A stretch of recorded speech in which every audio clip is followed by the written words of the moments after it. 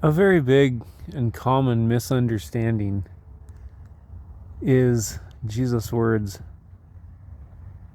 when he said, "Do not judge lest you be judged." He also said in the book of John, "Do not judge with unrighteous judgment, but judge with righteous judgment." And we see the Apostle Paul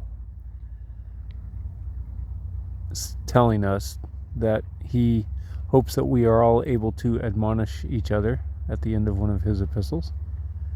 I believe it's at the end of Romans. What does admonish mean? Well, it means note when others are screwing up and be careful and thoughtful enough to tell them about it because you actually care. Like it says in Proverbs says, "Faithful are the wounds of a friend." If somebody sees you doing something and they recognize that it's harmful, then it's actually, if they tell you about it in order to help you, they're actually doing you a service. They're actually loving you and helping you. They're not hurting you and they're not harming you when they do that.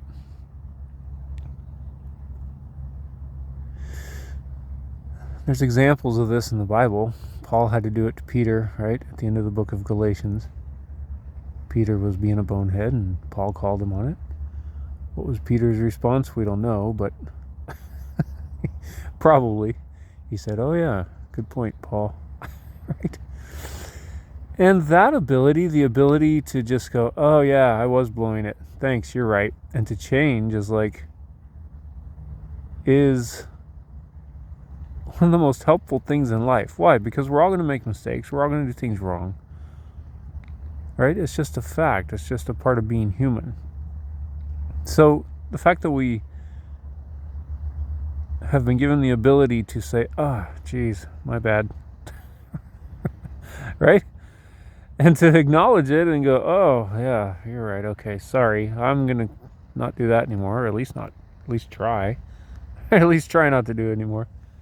We all need God's help with that. And that's another subject of another video. But it starts with acknowledgement, just going, geez, dang it. You're right, I was wrong. I mean, I've had to do this plenty in life, right? And I've had to learn to practice intentional humility because it's just a normal part of life.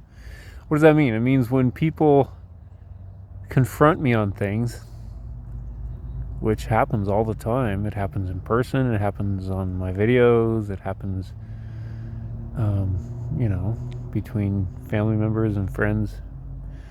People will confront me on something or argue with me about something, and I've learned, instead of just getting defensive, I go, "Oh, okay, I need to think about this.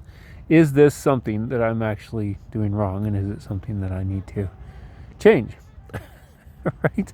Of course I need God's help to do that, right? Because we're not so good at it on our own, but we still need to do it, right? So it's actually, this is a healthy process. When Paul said, I am sure that you are able to admonish each other, he was stating a healthy dynamic, something that helps us, not something that hurts us. So when Jesus said don't judge, he was basically saying you can't make sweeping judgments about people, their motives, who they are, what's going to happen to them, right, after they die. All this, that's God's area. Those kind of things are God's area, right? Like the factors that cause people to get into the problems in the first place, right? All these unknown factors that exist deep in people's hearts and minds and histories, right? That we don't know anything about.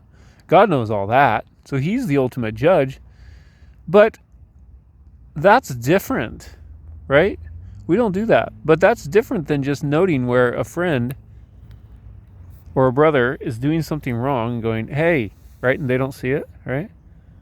Going, "Hey, don't, it's like, hey, your fly's down, duh," right?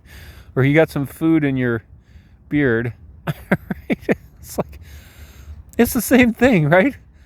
The guy walking out of the bathroom with the toilet paper sticking out of his is sure, it's like, hey, hello, right? We're supposed to do that kind of stuff for each other. Those were funny examples, but there's more realistic examples of things that we do wrong in our relationships and our personal lives, with God, with all kinds of things, right? With God, it's much harder to judge. We should probably stay out of that one, but we can see more clear, things between people because we're not stupid, right? God did give us brains with which to think and to observe, So those two things are very different. And one more thing about it, though, is that people are not good at receiving this. It took me a long time to get good at it. I still have to remind myself when somebody rebukes me or challenges me, okay, just think about it. Practice intentional humility, right? Doesn't mean they're always right, but I have to go through that process, right? In case it is, right? But people are bad at receiving this because they're not used to it, right? Because most of us didn't grow up in a healthy environment where people were doing this for us in a healthy way out of love and concern, right? Saying, okay, I love you and I care about you, so I'm going to note this thing about you. I'm going to call this thing in your life that's out of order, right? So that you can be more healthy, right? But most of us didn't grow up with that. Most of us grew up in unhealthy environments where, when people didn't like us, it was completely emotional, or when we were doing something wrong, people had a totally emotional, irrational response towards us. And so they conditioned us that, they weren't our friends, they weren't loving us, they weren't helping us, they were just being jerks to us. And so we naturally learn to respond in a defensive manner to that. I mean, why wouldn't you?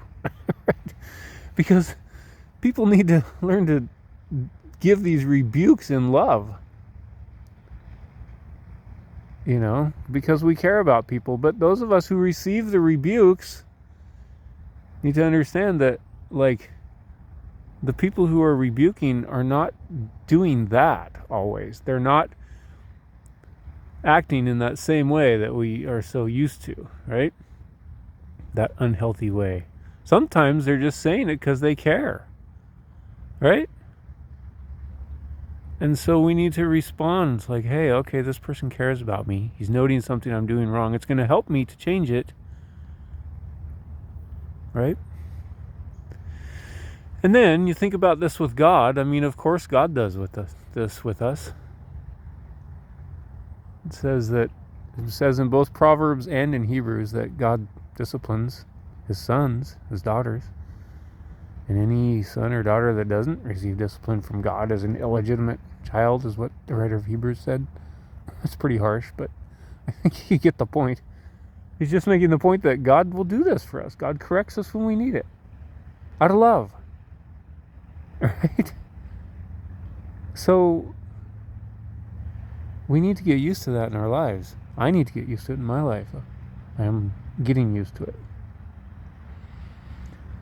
If somebody challenges me or corrects me, I'm going to practice intentional humility and go, okay, this might be a thing. I need to be aware of it and not just shut them down.